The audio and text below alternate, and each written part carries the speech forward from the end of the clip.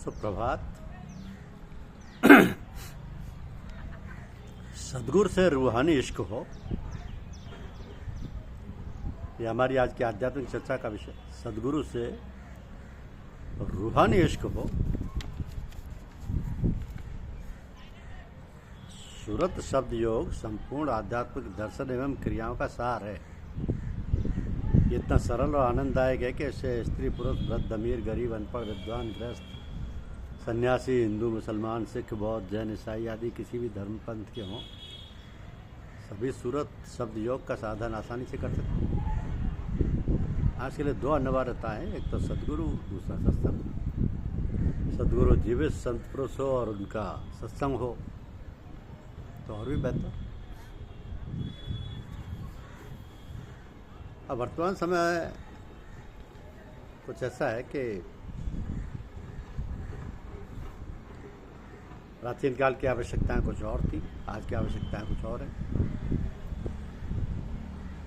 आज की आवश्यकताएं प्राचीन काल से भिन्न है। वर्तमान में मनुष्य के सांसारिक कार्य इतने बढ़ गए हैं और इतने जटिल हो गए हैं कि उसको आत्मिक ज्ञान की ओर ध्यान देने का अवकाश ही नहीं, न हार्दिक लगाव है। और कुछ लोग तो आत्मिक ज्ञान चाहते भी हैं तो वह कठिन साधनों से हतोत्साहित हो जाते हैं। बात भी ठीक है। ये देखकर वर्तमान में संतों ने एक सहज सुगम विधि बताई कि कम समय में बिना किसी आडंबर के अपने घर में बाल बच्चों के साथ रहते हुए सूरज शब्द का साधन करने की सरल विधि अपना लो। ना इसमें किसी प्रकार का बंधन है, ना ही कड़े नियम है। प्रातः और साय प्रेम से भजन करना, साधना करना, थोड़े समय ही करना, और रोजी रोटी कमाने का जरिया पाक साफ हो, जीविका का साधन पवित्र हो, दैनिक जीवन में प्रत्येक प्राणी के साथ सत प्रेम दया का व्यवहार 100% हो, मानवता सर्वोपरि है। तो सद्गुरु से सत्संग किया जाए। जब सद्गुरु में प्रेम हो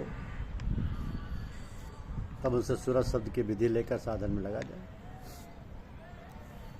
अब जिस प्रकार हकीम के काढ़े की जगह छोटी गोलियों ने ले ली है, वैसे ही कठिन साधनों की जगह सरल नुस्खा है सूरत शब्द योग, जो समय अनुसार आवश्यकता अनुसार है। अब योग विद्या का छुपा हुआ संस्कार जो अधिकारियों के चित्त में दबा हुआ पड़ा है, वह स्वयं उनको इस ओर आकर्षित करेगा। हर काम का समय होता है, शुभ समय वही है जब मनुष्य आत्मिक ज्ञान की ओर स्वयं अभिमुख हो।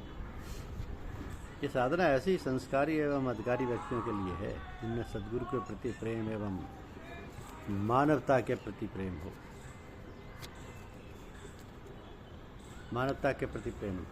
आपने देखा है इंद्रायण का फल देखने में अति सुंदर होता है और खाने में दस्त लगा देता है और मुंह कड़वा कर देता है।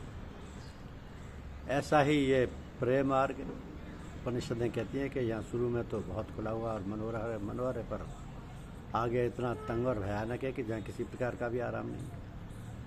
इस पर चलने वाले पथिक तकलीफों के शिकार हो जाते हैं, वह हैरान व परेशान रहते हैं। दूसरा श्रेय मार्ग है जो कुछ देर तक तो संकीर्ण दिखाई देता है, पर आगे बहुत चौड़ा और सुहावना है। इसके मुसाफिरों को चाहे कुछ दिन कष्टों का सामना करना पड़े, पर आगे सुखी सुखी ईश्वर दर्शन है, मुक्ति है। प्रेम मार्ग दुनिया की ओर जाता है और दुनिया में फंसाता है। श्रेय मार्ग आत्मा की ओर गया, इस पर चलने से कल्याण होता है,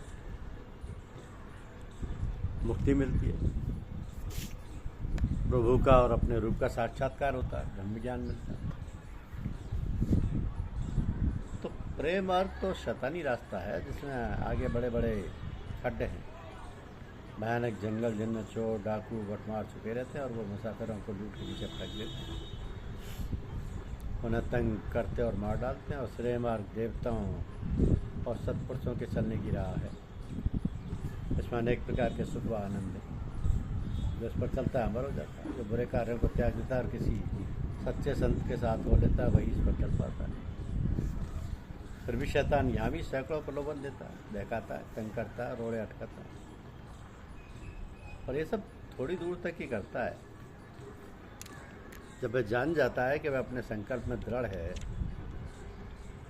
और मेरे धोखे में नहीं आने का, चंडवायु का वेग भी इसे अपने इरादे से नहीं हटा सकता, तो उसका पीछा छोड़ देता है और फिर रास्ता उसके लिए साफ हो जाता है कि अब कोई खटका नहीं।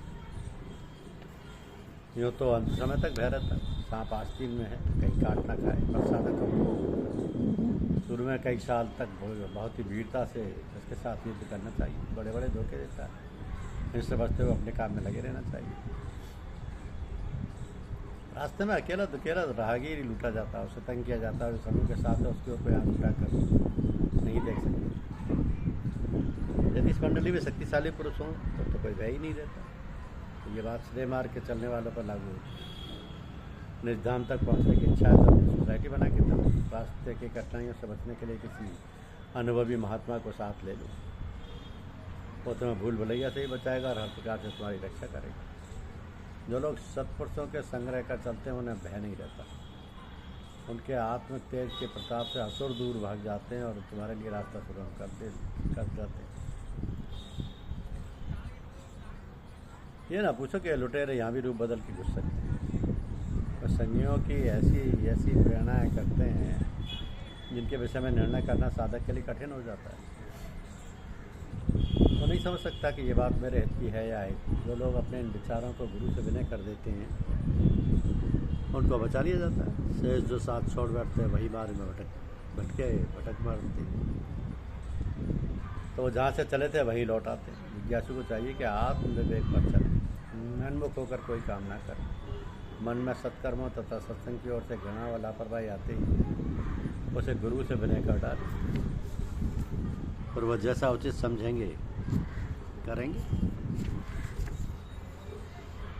मनुष्य का हृदय नित्य निरंतर विभिन्न प्रकार के अलौकिक और पारलौकिक कामनाओं से भरा रहता है। इसी कारण ना तो वह कभी यह विचार ही करता है कि परम आनंद स्वरूप परमेश्वर को किस प्रकार प्राप्त किया जा सकता है, और ना काम्य विषयों की आसक्ति के कारण वह परमात्मा को पाने की अभिलाषा ही करता है। ये सारी कामना साधक पुरुष के हृदय में जब समूल नष्ट हो जाती है तब वो जो सदा से मरण धर्मा था अमर हो जाता है। जब साधक के हृदय की अहंता ममता रूप समस्त ज्ञान ग्रंथियाँ परिणाति घट जाती हैं, उसके सब प्रकार के संशय सर्वथा नष्ट हो जाते हैं और जब उसे ध्यान योग के निरंतर अभ्यास से परमात्म तत्व की दृढ़ अनुभूति हो जाती है तो वो शरीर में रहते हुए ही अमर हो जाता है। बस इतना ही ब्रह्म विद्या का सनातन उपदेश है। यही सनातन उपदेश है, क्योंकि गुरुदेव की दया कृपा जब तक नहीं होगी, गुरुदेव जीवन में नहीं होंगे, गुरुदेव से रूहानी मोहब्बत नहीं होगी, तो साधक का आगे बढ़ना बहुत मुश्किल है। साधक की आध्यात्मिक तरक्की गुरुदेव की दया कृपा से ही संभव है, क्योंकि साधक को तो ईश्वर से मिलने का रास्ता पता ही नहीं। इसलिए तो ऐसा मार्गदर्शक साथ में दिया जो ईश्वर से मिलने का रास्ता बता सके। सोचो कि तुम गुरु नहीं, गुरु कोई और है जिसने तुम्हारी आत्मा को उठाया, वह जन्म मरण से परे है। वही सबका भार लेता है, सबका भरण पोषण करता है। जैसे ईश्वर सब कुछ होता है, वो भी अपने को ईश्वर नहीं कहते। इसी प्रकार गुरु भी कभी अपने को गुरु नहीं कहते। वो सदा नम्र होते हैं, पुत्रवत सबको प्यार करते हैं और मणिमन सबका कल्याण करते हैं।